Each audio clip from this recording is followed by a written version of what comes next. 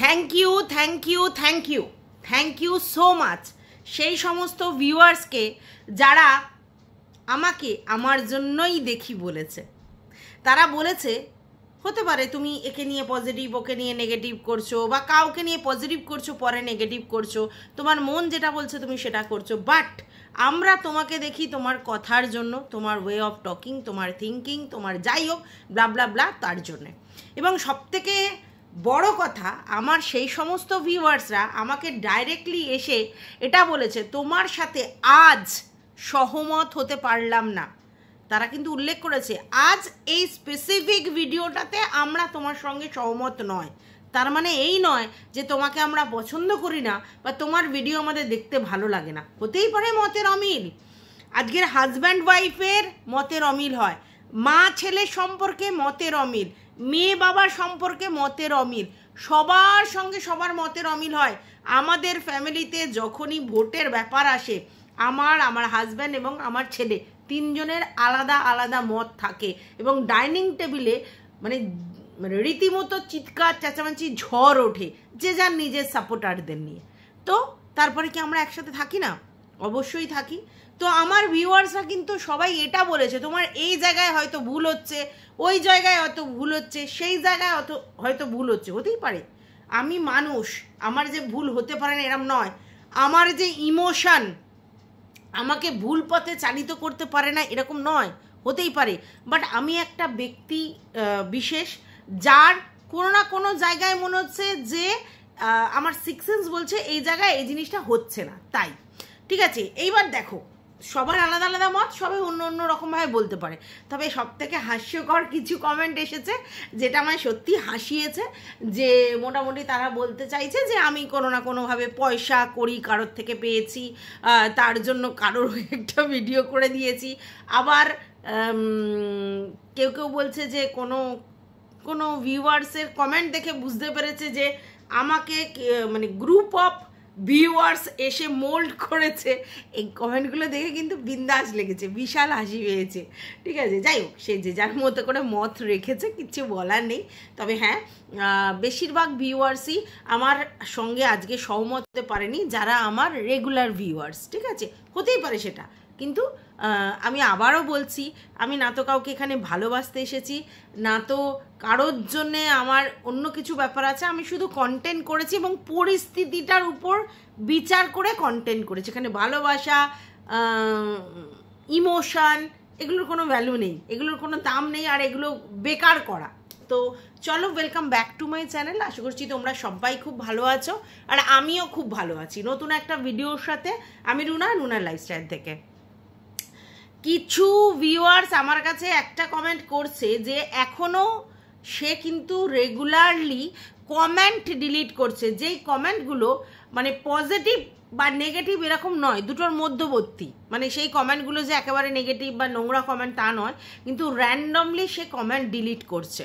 ঠিক আছে, এরকম অনেক ভিউয়ার্স আমাকে সে বলছে এবং অন্য ভিউয়ার্সরাও বলছে। তো এই জায়গাটা আমি ঠিক বুঝি না যে কেন কমেন্ট ডিলিট করতে হচ্ছে, কেন, যে নেগেটিভ হোক পজিটিভ হোক, খুব নোংরা গালি দেয়া ভিডিও ছাড়া, মানে কমেন্ট ছাড়া যদি কেউ ভিডিও মানে কমেন্ট ডিলিট করে, কারণটা কি? এই কারণটা আমি বুঝি না, যে কেন কমেন্ট ডিলিট করতে হচ্ছে। কমেন্টের যে সব কমেন্টের রীতিমতো উত্তর দেওয়া হচ্ছে তা তো নয়। তাহলে যখন উত্তর দেওয়া হচ্ছে না, কমেন্টের মতো পড়ে থাক।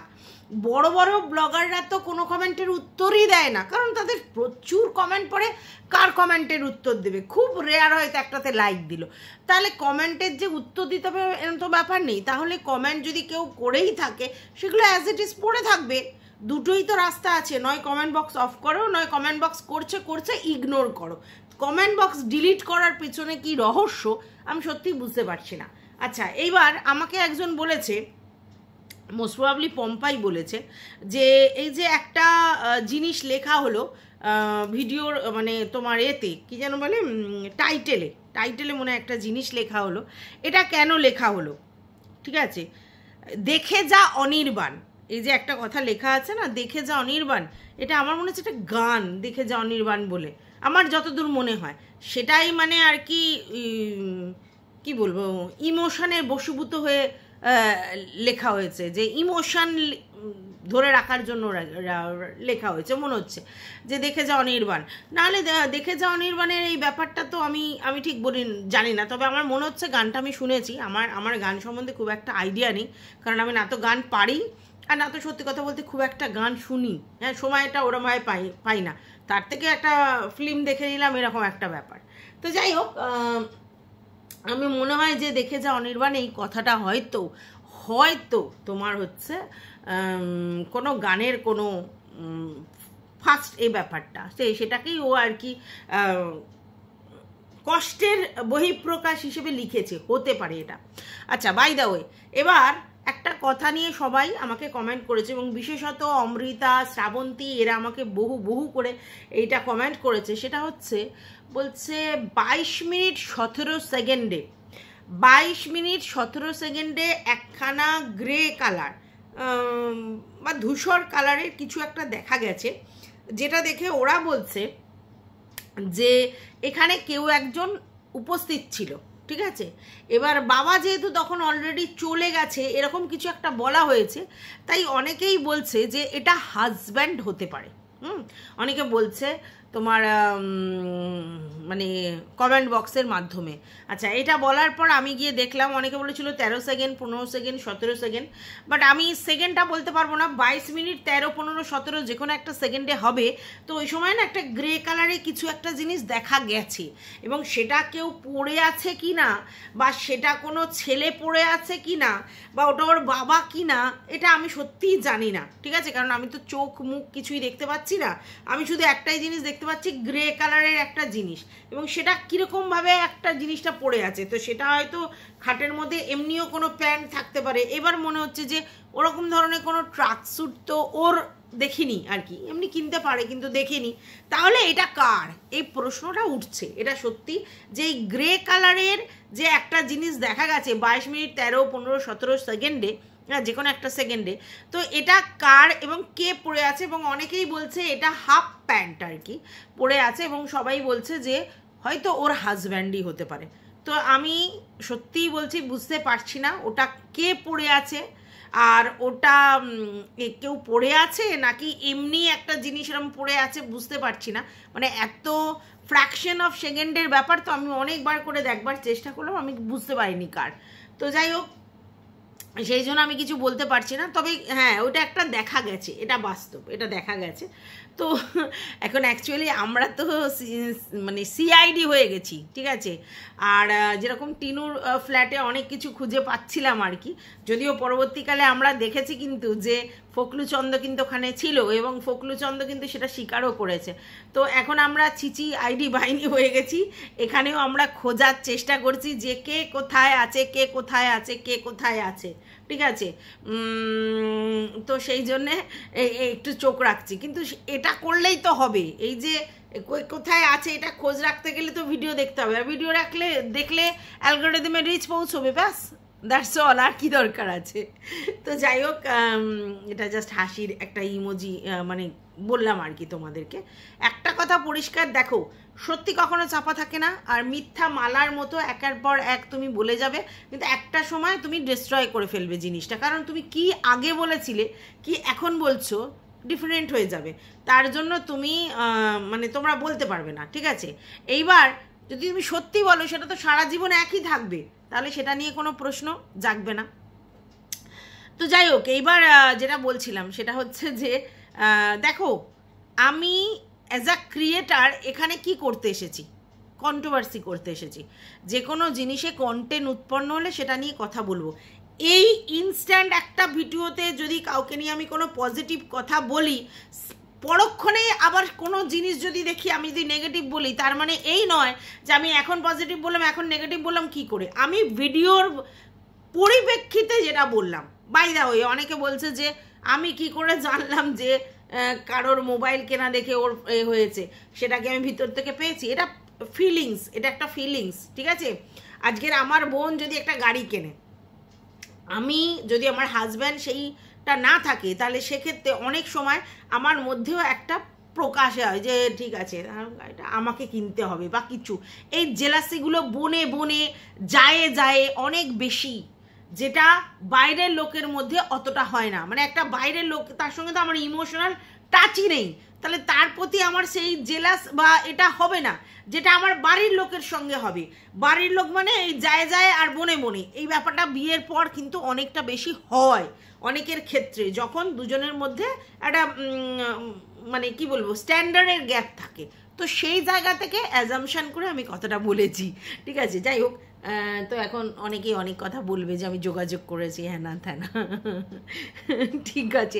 এটা জেনেই কিন্তু আমি এই ভিডিওটা করেছিলাম, এরকম নয় যে না জেনে ভিডিওটা করেছিলাম, একদমই না।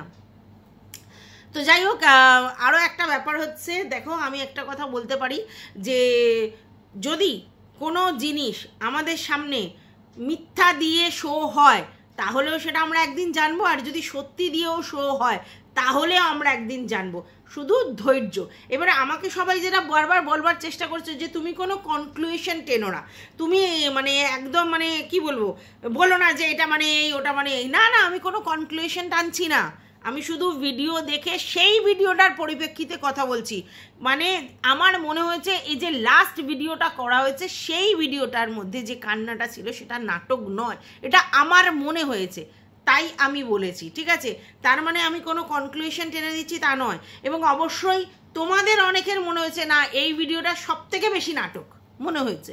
এখন ব্যাপারটা হচ্ছে মন মানসিকতা। তবে হ্যাঁ, আমি আরও আরও আরও বেশি নিজেকে কি বলবো পরিণত করবার চেষ্টা করব, যাতে কিনা আমার দ্বারা কোনো ভুল জিনিস না আর কি চলে আসে, যে আমি কোনো বিশ্লেষণ করেছি যেটা পুরোটা ডাহা ভুল। কারণ অনেকে আমাকে এটাও বলছে যে টিনুর বেলাও তো তুমি কত কিছু বলেছিলে, তারপরে তুমি ভুল প্রমাণ হয়েছো। হ্যাঁ, এটা ঠিক। টিনুর বেলাও যখন টিনু যা যা বলেছে সেগুলোকে অনেকটা বিশ্বাস করে টিনুকে সাপোর্ট করেছিলাম, এবং সত্যি কথা বলতে টিনুকে ভালোবেসেছিলাম। মানে ভালোবেসেছিলাম মানে কি ওই ফেথ জন্মেছিল, ভালোবাসা মানে কি ওই মানে ফেথ জন্মেছিল।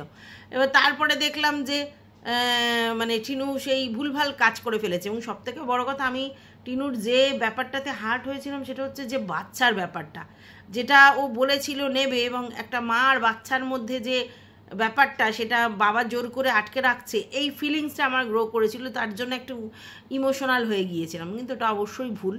আর যেটা ও ব্লান্ডার মিস্টেক করে ফেলেছে, যে একটা ইললিগাল কাজ করে ফেলেছে, ওই ফোকলুর মধ্যে একটি ছেলেকে ও বিয়ে করে ফেলেছে, এবং সেটা ও একজনের বিবাহিত বউ, আর তারপরে ওটা কি করে করলো। এইবার জানো তো, আমি সেই অন্য একটা টুনি দিদি, হ্যাঁ টুনি দিদি, তার ভিডিওতে দেখি জানো যে বহু বহু মহিলারা এরকম করছে, মানে অন্যজনের সঙ্গে বিবাহিত লাইভ লিড করছে, আর তার অন্য জায়গায় স্বামী আছে, বাচ্চা আছে, তাদের প্রতি কোনো ফিলিংস নেই।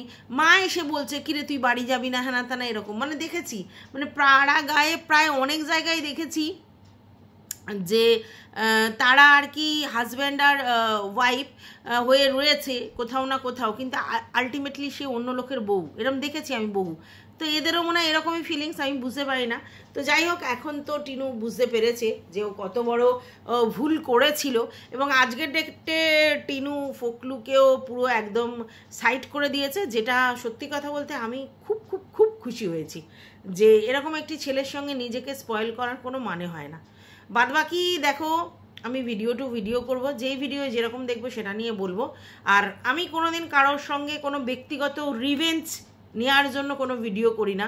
আমার কাউকে পছন্দ হয়নি তার জন্য আমি তার সম্বন্ধে 40টা বাজে কথা বলে দেব, আর যাকে আমার পছন্দ হচ্ছে তাকে নিয়ে আমি ভালো ভালো করে ভিডিও করবো, এরকম নয়। আমি ভিডিও দেখে যেটা বুঝবো আমি সেই অনুযায়ী ভিডিও করব। বাদবাকি কে আমাকে নিয়ে কি ভিডিও করলো সেটা নিয়ে আমার মাথা ব্যথা নেই। তবে হ্যাঁ, আমাকে নিয়ে ভিডিও খুব একটা কেউ করে না, তবে হ্যাঁ ভিউয়ার্সরা কিছু কথা বলে যায়, তবে আমি সবটাই স্পোর্টিংলি নিতে জানি, এটা তোমরা নিশ্চয়ই এতদিনে বুঝেছো। যাই হোক, এই ভিডিওটা আমি বেশি বড় করব না, কারণ আমি আবার একটু বাইরে বেরিয়েছিলাম, ঢুকলাম, প্রচণ্ড বৃষ্টি হচ্ছে বাইরে, আর দেখি রাত্রিবেলা যদি আবার একটা ভিডিও করতে পারি। এখন এই ভিডিওটা ইনস্ট্যান্ট ছেড়ে দেবো, কারণ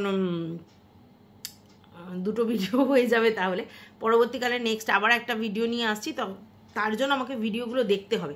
তা আমি এখন তো খুব একটা বেশি ভিডিও দেখিনি, আমি আমার কমেন্ট বক্স দেখেই, আমার কমেন্ট বক্স জাজ করেই আমি এই ভিডিওটা করতে এলাম। তোমাদের যদি কিছু বলার থাকে অবশ্যই কমেন্ট বক্সে জানাবে। আর আমি জানি আমার ভিউয়ার্সরা মানে আমাকে আমার জন্যই সাপোর্ট করে, দু একজন তো স্পেশাল আছে যারা কারো অন্যর জন্য সাপোর্ট করে, বাট হ্যাঁ, থ্যাংক ইউ সো মাচ।